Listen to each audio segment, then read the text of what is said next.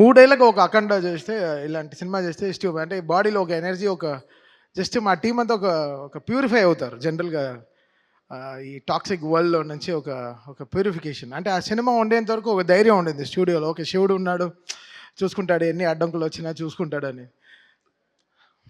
చాలా అంటే అఖండ ఒక జర్నీ. అంటే ఒక నేను చెప్తాను, ఎవ్రీ బాలయ్య గారి సినిమా, ఎవ్రీ సినిమా ఒక 10th ఎగ్జామ్ లాగా కూర్చొని చదువుతూనే ఉంటాం. ఎలా ఎలా కొత్తగా చేయాలి, ఎలా ఎలా వాళ్ళ ఫ్యాన్స్ని ఎలా మనం బాధ్యతగా చూసుకొని, ఎలా how we have to produce music అనేది. శివుడు వచ్చినప్పుడు అది సంథింగ్ డిఫరెంట్. అది తాండవం అనే పేరు కూడా యాడ్ చేసిన తర్వాత ఇంకా రిథమిక్గా ఎలా మోస్ట్ పర్ పర్క్యూషన్స్ అన్ని యూజ్ చేసి ఎలా కొత్తగా దీన్ని ప్రజెంట్ చేయాలనుకున్నాం. ఈ సినిమాకి మేజర్ స్ట్రెంగ్త్, ఈ సినిమాకి మా లిరిసిస్ట్స్ వాళ్ళందరూ. బికాస్ ఫస్ట్ అఖండాలోనే చాలా చేసేసాం, ఇంకేం చేస్తాం ఈ అఖండాకి అనుకున్నాం. బట్ కళ్యాణ్ చక్రవర్తి గారు, నాగ గురునాథ శర్మ గారు, కాశల శ్యామ్ గారు, వీళ్ళందరూ నిజంగా చాలా చాలా కష్టపడి ఒక్కొక్క సీన్కి పాటకి రాయడం వేరే, పాటలకి రాయడం వేరే, సీన్ చూస్తూ ఆ సీన్కి రాయడం చాలా చాలా ఇదనమాట. It's very tough. అది మా టీంలో ఒక అమ్మాయి ఉంది, అద్వితీయ. దానికి 18 ఏళ్ళే దానికి. తనకి ఎక్కడి నుంచి అంత ఐడియాస్ వస్తుంది నాకు తెలీదు. అంత అద్భుతంగా లిరిక్స్ రాస్తుంది. సో తను, కళ్యాణ్ చక్రవర్తి గారు, నాగూర్నాథ శర్మ గారు అండ్ శ్రీకృష్ణ, వీళ్ళు నలుగురు is main pillars of getting this right lyrics to this cinema. అంటే ఏ సీన్కిను మీరు సినిమా చూస్తే హనుమంతుడు శివుడు కలిపిన మంత్రాలు వెరీ రేర్, మనకు దొరకదు. అది చాలా దాన్ని క్రియేట్ చేశారు, దాన్ని లేనిది తెచ్చారు. ఒక అలాంటి మంత్రాల్ని కమర్షియల్ మ్యూజిక్లో ఫార్మాట్లో నేను ఇచ్చిన మీటర్లో రాయడం చాలా కష్టం. కొన్ని వర్డ్స్ లాంగ్గా ఉంటాయి, బట్ అది వాళ్ళు పదాలన్నీ కరెక్ట్గా కలిపి సేమ్ టైం ఎక్కడ అది రాంగ్గా రాకుండా అది ఎంతో బ్యూటిఫై చేశారు, ఎంతో దాన్ని ప్యూరిటీగా దాన్ని చూపించారు. So thanks to my all lyric writers. నిజంగా వాళ్ళు నిజంగా చాలా అంటే లాస్ట్ నేనే ఒక 77 డేస్ జరిగింది బ్యాక్గ్రౌండ్ స్కోరు. సో ఈ 77 డేస్లో నాతో 24/7 వీళ్ళు నాతో ఉన్నారు. పిలిచినప్పుడల్లా ఇంకా అంబులెన్స్ లాగా వచ్చేసారు. సార్ రండి, రీల్ వచ్చింది, నెక్స్ట్ రీల్కి వెళ్తున్నాం, ఇప్పుడే ఇంటర్వ్యూల్ అయింది. ఇంటర్వ్యూలో చేయడానికి ఒక 11 డేస్ పట్టింది. అంటే ఇంకా ఇంకా దేవుడు వచ్చినట్టు చేయాలంటే ఎలా చేయాలి? సో అది ఇట్స్ వెరీ టఫ్. దాన్ని ఊహించుకోవడమే చాలా టఫ్. 2 స్పీకర్కి ఓకే, థియేటర్లో మొత్తం ఒక 128 స్పీకర్స్ ఉంటుంది. ఆ స్పీకర్స్కి అంతా కరెక్ట్గా వాల్యూమ్ కరెక్ట్గా పంపించి కరెక్ట్గా చేయడం అనేది చాలా చాలా చాలా కష్టం. So Akhanda was something phenomenally was very tough to make music. And 9 పాటలు చేయడం, సో దాంట్లో జాజికాయ లాంటి ఒక కమర్షియల్ సాంగ్ చేయడం, అఖండ తాండవం అనే పాటలో కైలాష్కర్ గారు అండ్ శంకర్ మాధవన్ గారు పాడడం, సర్వేపల్లి సిస్టర్స్ గారు, సో వాళ్ళు రావడం, వాళ్ళు ఆన్ బోర్డ్ రావడం, దాని తర్వాత సౌందర్య ఐశ్వర్య సిస్టర్స్ వాళ్ళు రావడం, శ్రేయా ఘోషల్ గారు పాడడం, బ్రిజేష్ వాళ్ళు పాడడం.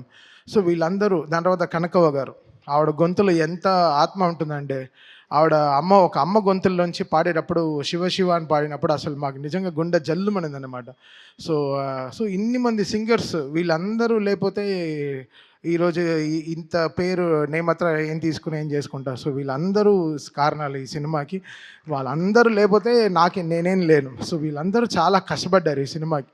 అది నా ఇంజనీర్ బాంబేలో షాదాబ్, వాడు పాపం అంతా వాటి టైం కేటాయించి ఈ సినిమాకి మిక్సింగ్ కానీ 9 పాటలు కరెక్ట్గా ఆడియో లాంచ్, జూక్ బాక్స్కి కరెక్ట్గా వచ్చేటట్టు వీళ్ళందరూ ఎంతో కష్టపడి, మా డిటిఎస్ ఇంజనీర్లు నిజంగా అంటే వాళ్ళకి నిజంగా ఈ శివుడు సినిమా చేస్తున్నప్పుడు మాత్రం ఒక ఏదో చూస్తాను నేను, అసలు నిద్రే రాదు, టైర్డ్ అవ్వం. అదేంటో అది ఒక ఎనర్జీలో ఉంటుంది. ఒక డమరుకో వింటేనే జమ్మని లేచేస్తాం, ఒక 2-3 బ్లాక్ కాఫీ కొట్టినట్టు ఉంటుంది. అసలు ఏదో నాకు అసలు ఫ్రెష్గానే ఉంటాను ఎప్పుడు.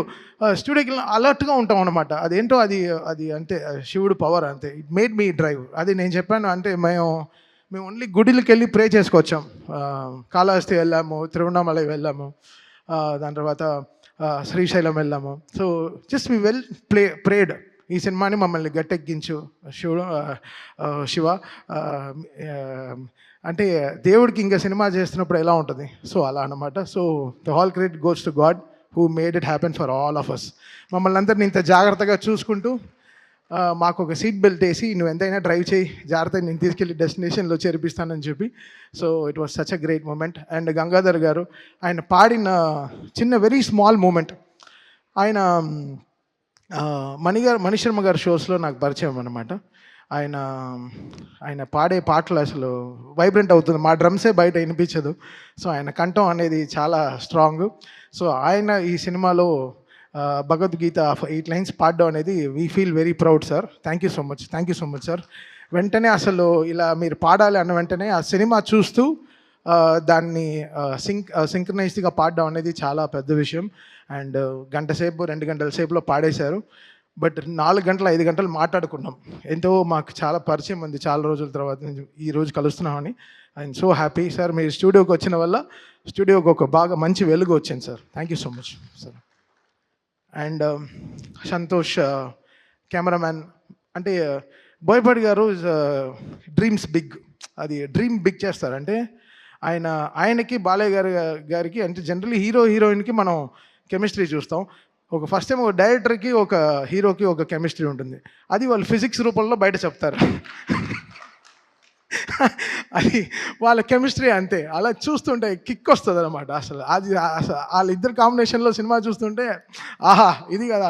అంటే పంచువేషన్స్ కొట్టడం కానీ కరెక్ట్గా పంచువేషన్స్ కానీ కరెక్ట్గా ఉంటాయన్నమాట. సో ఎక్కడో బోయపాటి గారికి నాకు ఆ సింక్ కరెక్ట్గా ఇలా కరెక్ట్గా ఒక గ్రాఫ్ వేసుకుంటాం.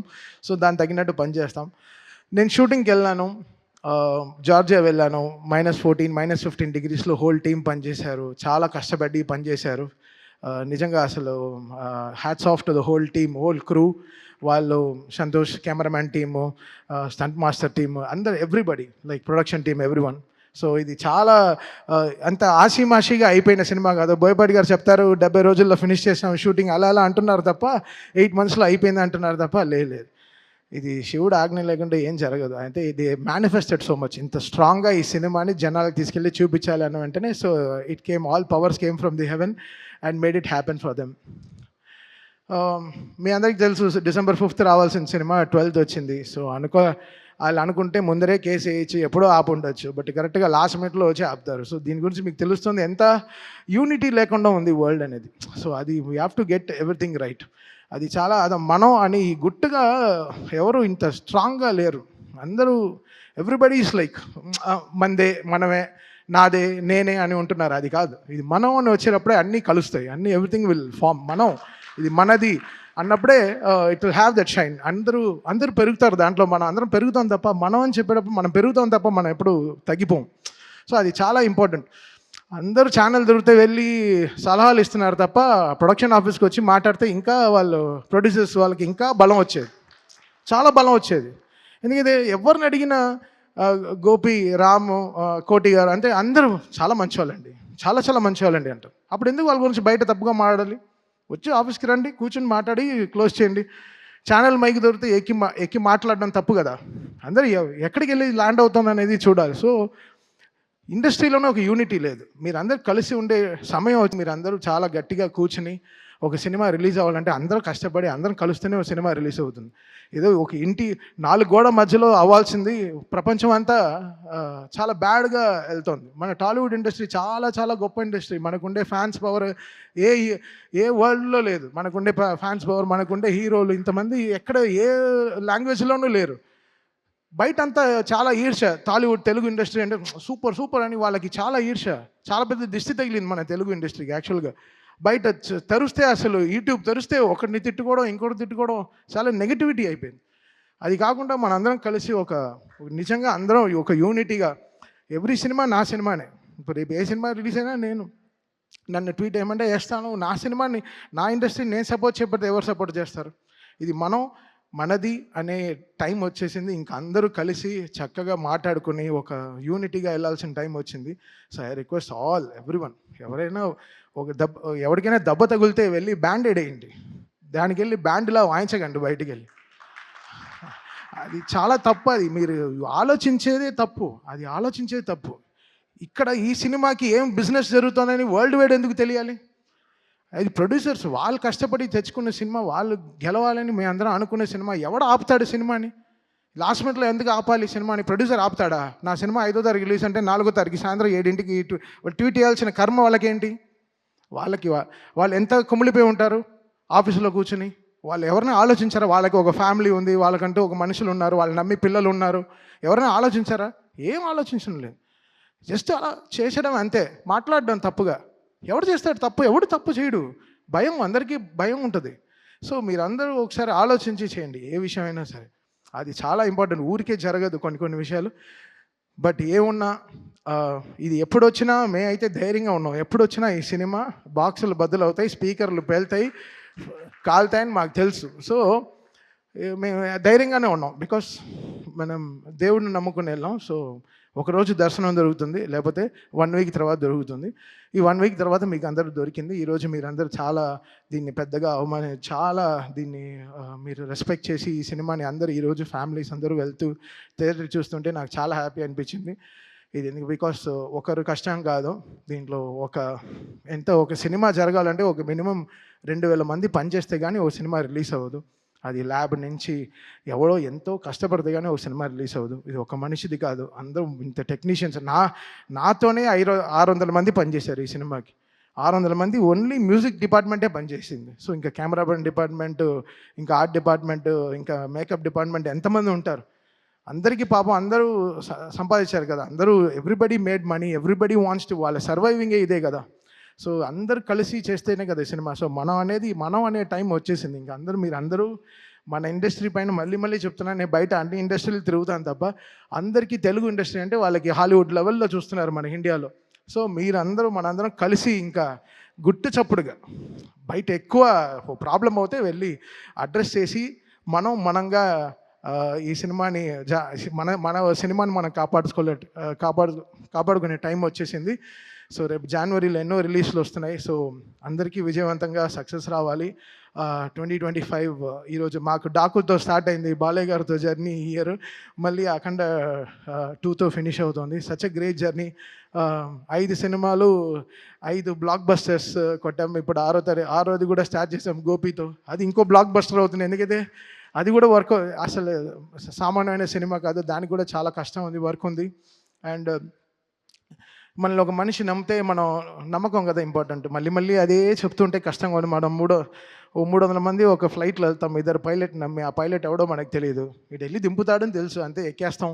సో అలా మనకి నమ్మకం అనేది చాలా ఇంపార్టెంట్. ఒక పర్సన్ మనం నమ్మామంటే వాళ్ళని మనం చాలా జాగ్రత్తగా చూసుకోవాలి. అలా బోయపాటి గారు ట్రస్ట్ మీ కంప్లీట్లీ. తమన్ గారు ఇది సూపర్ సార్. ఇది ఆయన యాక్చువల్లీ చెప్పుంటే మొత్తం 14 రీల్స్లో 14 రీల్స్ వస్తాం, మొత్తం 9 రీల్లో 2 కరెక్షన్ 3 కరెక్షన్ చెప్పుంటారు.